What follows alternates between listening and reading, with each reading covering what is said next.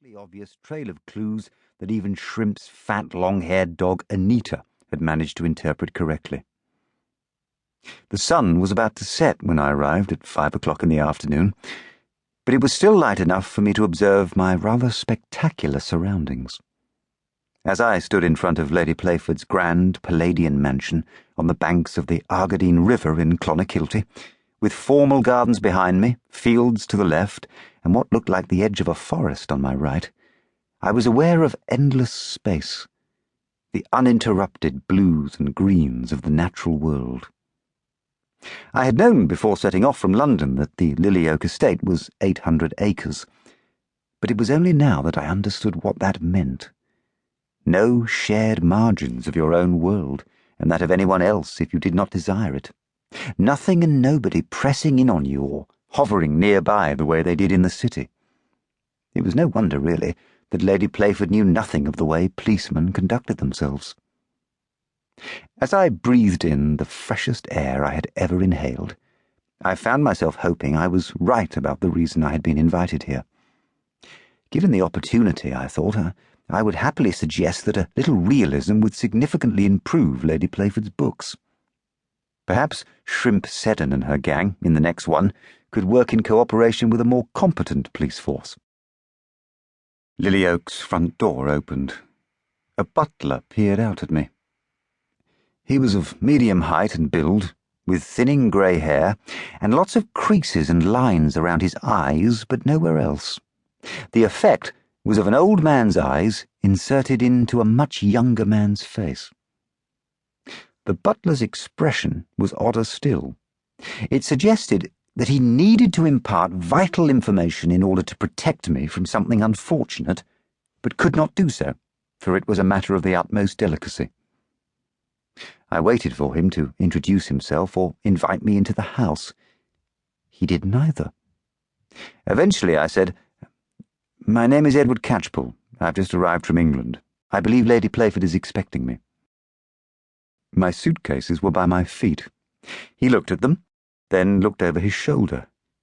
He repeated this sequence twice. There was no verbal accompaniment to any of it. Eventually, he said, "I will have your belongings taken to your room, sir." "Thank you," I frowned. This really was most peculiar, more so than I can describe, I fear. Though the butler's statement was perfectly ordinary, he conveyed a sense of so much more left unsaid, an air of, "In the circumstances, this is, I'm afraid, the most I can divulge." "Was there something else?" I asked. The face tightened. "Another of Lady Playford's guests awaits you in the drawing-room, sir." "Another?" I had assumed I was to be the only one. My question appeared to repel him. I failed to see the point of contention and was considering allowing my impatience to show when I heard a door opening inside the house and a voice I recognized. "Catchpole, mon cher ami." "Poirot?" I called out. To the butler I said, "Is that Hercule Poirot?" I pushed open the door and walked into the house, tired of waiting to be invited in out of the cold. I saw an elaborately tiled floor of the sort you might see in a palace, a grand wooden staircase, too many doors and corridors for a newcomer to take in, a grandfather clock, the mounted head of a deer on one wall. The poor creature looked as if it was smiling, and I smiled back at it. Despite being dead and detached from its body, the deer's head was more welcoming than the butler. "Catchpole!"